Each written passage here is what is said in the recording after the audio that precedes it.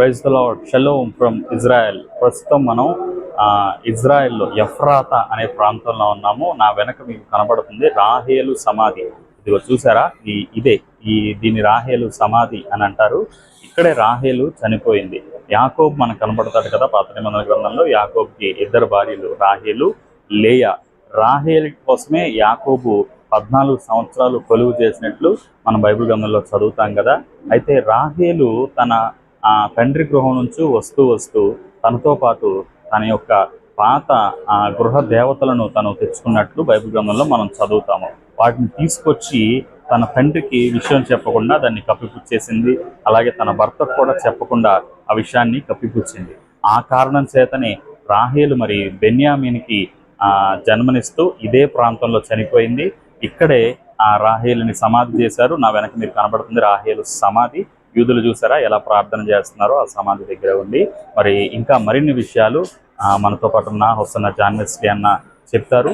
ఈ వీడియోస్ కనుక మీకు నచ్చినట్లయితే లైక్ చేయండి, ఛానల్ సబ్స్క్రైబ్ చేసుకోండి, అనేకులకి షేర్ చేయండి. This is pastor Rakesh from Israel. God bless you all. ఇప్పుడు ఎఫ్రాతా లేక బెత్లెహేము, మీకా గ్రంథంలో 2 కలిపి ఎఫ్రాతా, బెత్లెహేం, ఎఫ్రాతా అని ఉంటుంది.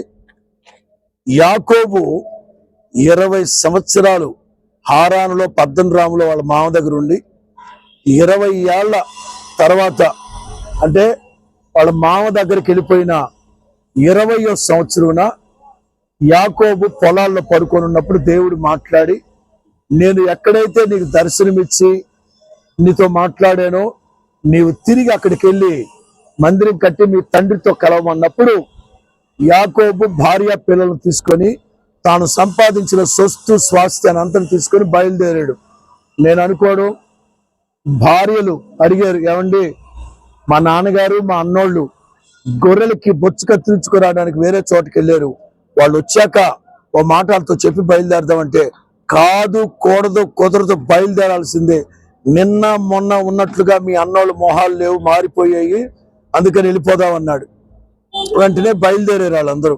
అయితే వాళ్ళు బయలుదేరేసిన తర్వాత వాళ్ళ నాన్న వాళ్ళ అన్నలు అక్కడికి వచ్చి చూసి యాకోబు భార్య పిల్లలు లేకపోవడం, మరి ముఖ్యముగా ఇంట్లో ఉన్న గృహ దేవతలు లేకపోవడం చూసి లాబాను వాళ్ళ పిల్లలు బంధువులను వెంట పెట్టుకొని, ఒక్కొక్క తర్జుమాలో ఒక్కొక్కటి ఉంటుంది, బంధువుల్ని, ఇంటి పేరటోళ్ళని, రౌడీల్ని వెంట పెట్టుకొని 7 రోజులు, శత్రు అనేవాడు ఎట్లుంటాడు తెలుసా, 7 అంటే సంపూర్ణముగా మనల్ని చిక్కేంత వరకు వాడిని ఎతుకుతానే ఉంటాడు.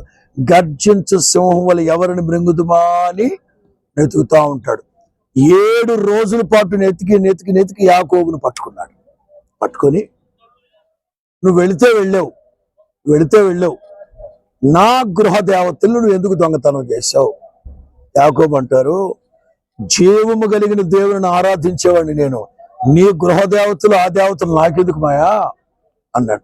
లేదు నువ్వే దొంగతనం చేసావు. యాకోబు అన్నారు, మా గుడారాలన్నీ మీరు చెక్ చేయండి, సోదా చేయండి, ఎవరి గుడారములలో ఆ గృహ దేవతలు దొరుకుతాయో నిశ్చయముగా వాళ్ళ మీద యాక్షన్ తీసుకోమన్నాడు.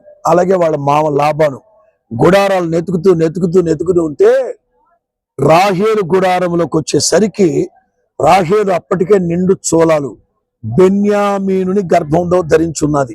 వాళ్ళ నాన్న రావడం చూసి గృహదేవతల్ని ఏ పెట్లో అయితే దాచిపెట్టిందో దాని మీదకి ఎక్కి కూర్చొని, daddy if you don't mind అన్నాడు. నువ్వు కాదమ్మా, వాడే. ఈ అత్తలు గనక అస్తమాట్లు కోళ్ళ మీద పడ్డట్టు ఏది జరిగినా ఈ లాబాను యాకోబు మీద పడతాడు. దొరకలేదు. ఆ రాత్రి విధి చేసుకుని వాళ్ళ మామ వెళ్ళిపోయాడు. యాకోబుకి డౌట్ గానే ఉంది. మీరు తర్వాత పరిస్థితులు గమనించండి. చాలా ప్రతికూలమైన పరిస్థితులు ఎదురవుతుంటే 35వ అధ్యాయంలో యాకోబుకి అర్థమైంది ఏదో జరగబోతుందని. దేవుడు తనతో మాట్లాడి బేతేలుకు వెళ్ళి మందిరం కట్టమని చెప్తే యాకోబు పబ్లిక్ మీటింగ్ పెట్టాడు.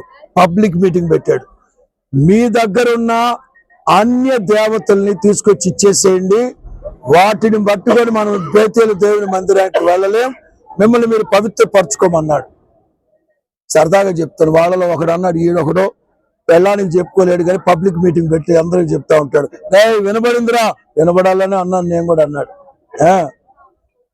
గమనించండి, మీ దగ్గరున్న అన్య దేవతలు తీసుకొచ్చి ఇవ్వమంటే సాధారణమైన ప్రజలు తనతో ఉన్నవాళ్ళు అన్య దేవతలు తీసుకొచ్చి ఇచ్చి వాళ్ళకి చెవులుకున్న పోగులు తీసుకొచ్చి ఇస్తే షెకెములో మస్తకి వృక్షం కింద వాటిని దాచిపెట్టి, నేనంటాను పాతి పెట్టాడు.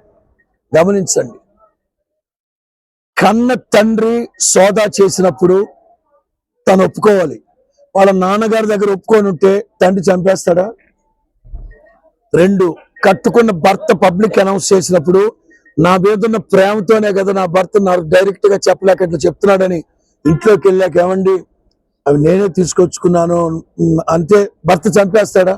నీకోసమేగా 14 సంవత్సరాలు ఊడిగం చేసింది యాకోబు. కన్న తండ్రి సోదా చేసినప్పుడు దాచేసింది, కట్టుకున్న భర్త ఎంక్వైరీ చేస్తున్నప్పుడు దాచేసింది. ఎంతకాలం దాచిపెడతాం అక్రమాన్ని? అతిక్రమంలో దాచిపెట్టువాడు దాన్ని ఒప్పుకొని విడిచిపెట్టువాడు. ఆ కనికరం లేకుండానే బెత్లెహేములో అడుగు పెట్టకుండా బైపాస్ రోడ్లోనే బెన్యామీనుని కని చచ్చూరుకుంది. చచ్చిపోతూ బెన్యామినికి దుఃఖపుత్రుడు అని పేరు పెట్టి చచ్చిపోయింది. యాకోబు అంటాడు, సచ్చేదాను సావకుండా బిడ్డకు ఆ పేరు పెడతావేంటని. ఆవిడ వెళ్ళిపోయిన తర్వాత అతనికి ఏమని పేరు పెట్టాడు? బెంజిమన్, బెనోని అని పేరు పెట్టాడు. ఇందులో మనం తెలుసుకోవాల్సింది ఏంటంటే, దావీదు అంటాడు, రాత్రంతా నీవు నన్ను పరిశోధించావు, పరీక్షించావు, పరిశీలించావు, నా యందు నీకు ఏ దురాలోచన కానరాదు. దేవుడు మనల్ని సోదా చేసినప్పుడు మనం ఒప్పుకొని విడిచిపెట్టాలి, అప్పుడే దైవ కనికరాన్ని పొందుకుంటాం. ఈ కాన్సెప్ట్ అక్కడ ప్రక్కన పెడితే ఆస్పెక్ట్ నెంబర్ 2 చెప్తాను. రాహేలు గురించి పాజిటివ్ గా చెప్పాలంటే, గృహ దేవతలు తీసుకొచ్చింది. గృహ దేవతలు అంటే విగ్రహాలు కాదవి. పాత రోజుల్లో మన తాత ముత్తాతల ఫోటోల్ని ఆర్టిస్టుల చేత బొమ్మలు గీయించి వాటిని పెట్టుకుంటాం ఇంట్లో. ఆ ఫ్రేమ్ బంగారు ఫ్రేమ్ ఉంటది. రాహేలుకి వాళ్ళ తాత ముత్తాతల పితరులు పూర్వీకులు అంటే ఇష్టం ఆ అమ్మాయికి. అందుకని వాళ్ళ మీద ఉన్న మమకారంతో వాటిని తీసుకొచ్చిందని చెప్తా ఉంటారు. ఏది ఏమైనా చెప్పకుండా తీసుకురావడం తప్పు. అందుకని ఆవిడ ఇక్కడ చనిపోయింది. మనం అది రాహేలు సమాధిని ఇప్పుడు చూస్తాం. రైట్, హల్లెలూయా. వెళ్దాం పదండి.